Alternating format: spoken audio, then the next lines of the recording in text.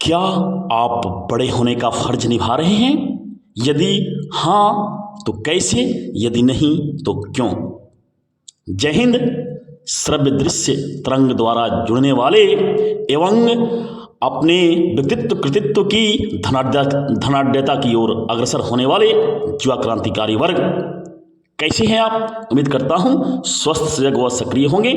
आपकी सजगता एवं सक्रियता देश को, समाज को एवं राष्ट्र को नई पहचान देने में अहम भूमिका निभाए, इसी उम्मीद के साथ यह महत्वपूर्ण वीडियो आपके लिए प्रस्तुत हो रहा है। तो इस संदर्भ में बड़े होने का फर्ज क्या है और कैसे है, आइए श्रवण करते हैं, जुड़ते हैं उस भाव तत्व से जो कि बहुत ही महत्वपूर्ण है और समाज के लिए अहम भूमिका निभाने वाला है। तो आइए इस भाव तत्व से जुड़ते हैं जो कि महाभारत प्रसंग के संदर्भ से जुड़ा हुआ है। तो आइए, महाभारत में पांचों पांडव वन में विचरण करते हुए जब सरोवर के पास पहुंचते हैं और सरोवर से जल लाने के क्रम में सभी अर्थात युधिष्ठिर के चारों भाई अचेत अवस्था में हो जाते हैं। उस परिस्थिति में युधिष्ठिर जब वहाँ पहुँचते हैं तो उनके और धर्मराज अर्थात यक्ष के बीच जो वार्ता होती है वह बहुत ही प्रशंसनीय है, आदरणीय है, सम्माननीय है।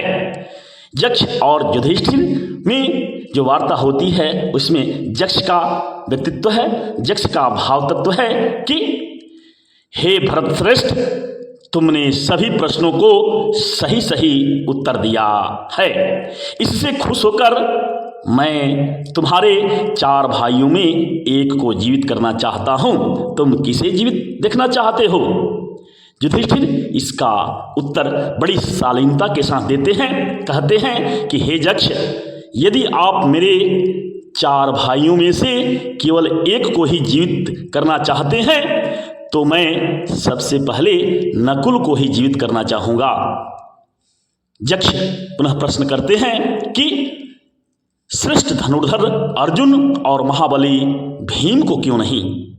युधिष्ठिर बड़े तार्किकता के साथ, बड़े शालीनता के साथ उत्तर देते हैं कि हे यक्ष, मैं अपनी माता माद्री के साथ न्याय करना चाहता हूँ।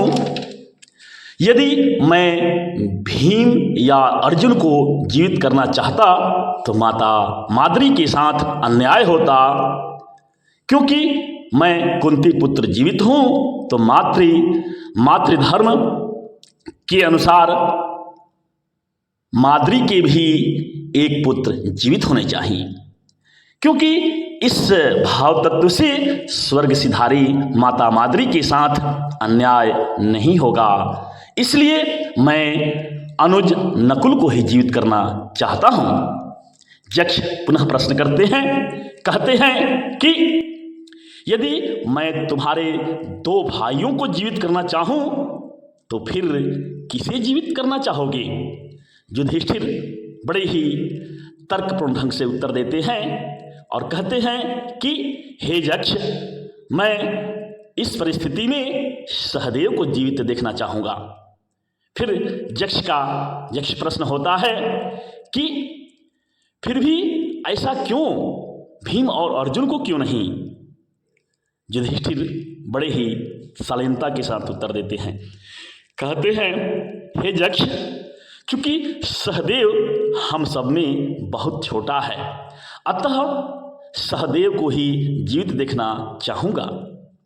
यक्ष इस तर्कपूर्ण और सारगर्भित उत्तर को सुनकर खुश हो जाते हैं, कहते हैं कि हे भारत श्रेष्ठ, हे भरत श्रेष्ठ, धर्म सम्मत भ्रातृत्व प्रेम से मैं बहुत खुश हूँ।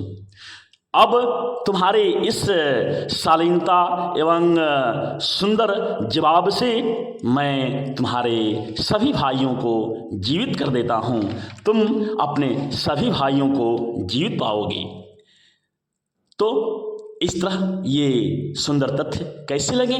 यदि अच्छे लगे तो लाइक शेयर कमेंट जरूर करें और अगली वीडियो से जुड़ने के लिए आप तथ्य तरंग को सब्सक्राइब एवं बेल आइकन की घंटी को दबा लें ताकि सुबह सायं 5 से 7 बजे के बीच जो भी वीडियो नए अपलोड होते हैं उससे आप शीघ्रातिशीघ्र जुड़ सकें। इसी शुभकामना के साथ कि आपके व्यक्तित्व कृतित्व के निर्माण में ये अल्पांश भी महत्वपूर्ण भूमिका निभाएं।